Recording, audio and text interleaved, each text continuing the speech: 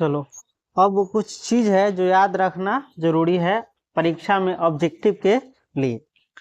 सबसे पहला देखो क्या करा, एक में एक से बड़ा यानी संख्या जो एक है ना इनसे बड़ा, एक से बड़ा वह धन पूर्णांक p जिसमें केवल एक और p से भाग लगे अभाज्य संख्या कहलाती है।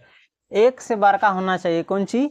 पेज नंबर उल्टा सकता है, देख सकता है, इसमें से अगर देख करके पढ़ेगा, समझ करके पढ़ेगा तो ये अच्छा रहेगा, वरना बोर्ड पर लिखने में क्या लगेगा, समय ज़्यादा लग जाएगा।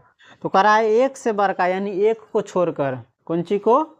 एक को छोड़कर वह धन पूर्णांक, धन पूर्णांक जानता है ना, धन पूर्णांक होता है 2 3 4 5 6 7 8, इस सब में प्लस लगा रहता है, जीरो के दाएं साइड है ना, ये सब क्या है, धन पूर्णांक है। एक से बड़ा के लिए कह रहा है तो हम एक को क्या किए हैं, छोड़ दिए हैं, एक को छोड़ दिए हैं।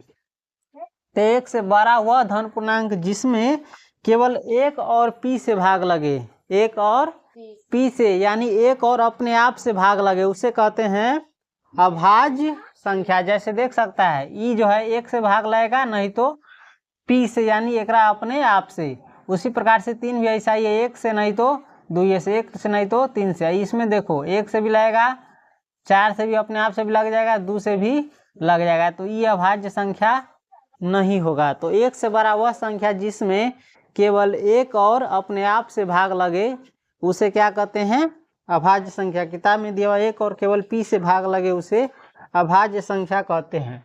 प्रारंभ की कुछ अभाज्य संख्याएं यानी शुरू के कुछ अभाज्य संख्याएं कौन कौन? 2 3 5 7 11 13 17 19, ये सब क्या है, शुरू का कुछ अभाज्य संख्या है। शुरू का कुछ अभाज्य संख्या है, शुरू का क्या है, कुछ अभाज्य संख्या है। देखो p क्यों कर रहा था, p का मतलब होता है प्राइम संख्या, प्राइम नंबर, तो p से शुरू होता है तो इसीलिए p लिया है। बाकी और भी अंग्रेजी का अक्षर ले सकता था, उनसे कोई दिक्कत नहीं है। और अभाज्य संख्या कितना है, अनंत है। तीसरा ये बहुत जरूरी है, कह रहा है एक के बारे में। एक देखो न तो अभाज्य है न यौगिक, एक क्या है, न तो अभाज्य है न यौगिक। एक क्या है, न अभाज्य संख्या है और न यौगिक संख्या है। उसके बाद अभाज्यों की संख्या अनंत है। चौथा क्या है, अभाज्यों की संख्या अनंत है। देख रहा है कितना है अभाज्य संख्या, अनंत है। दो सबसे छोटी क्या है, दो सबसे छोटी, दो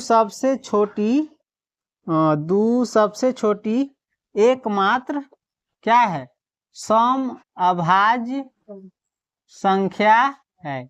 दो क्या है, सबसे छोटी एकमात्र सम अभाज्य संख्या है। देख रहा है दो क्या है, सम भी है, सम यानी दो से कटने वाला, तो ये सम भी है और अभाज्य भी है। तो मात्र और मात्र दो ही है सबसे छोटी अभाज्य संख्या जो सम भी है और अभाज्य है। बाकी इसके बाद कोई भी अभाज्य संख्या आएगा वो सम नहीं होगा, विषम हो सकता है, सम नहीं होगा।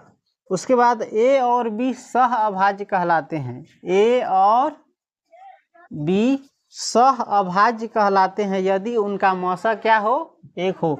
a और b सह अभाज्य कहलाते हैं यदि इस दोनों का मौसा क्या हो, एक हो। क्या हो, ए भी कोई भी दो संख्या हो सकता है, जैसे 2 और मान के चलो 5, इस दोनों को हम सह अभाज्य कह सकते हैं। कब, जब मौसा ऑफ 2 5 बराबर 1, यानी 2 और 5 का मौसा क्या हो, एक हो। देखो तो एक होता है मौसा 2 और 5 का, 2 दूनी 4, बचेगा 1, घेरेंगे 2, 1 दूनी 2, कट गया, समझ गया। 2 और 5 क्या है, सह अभाज्य संख्या है।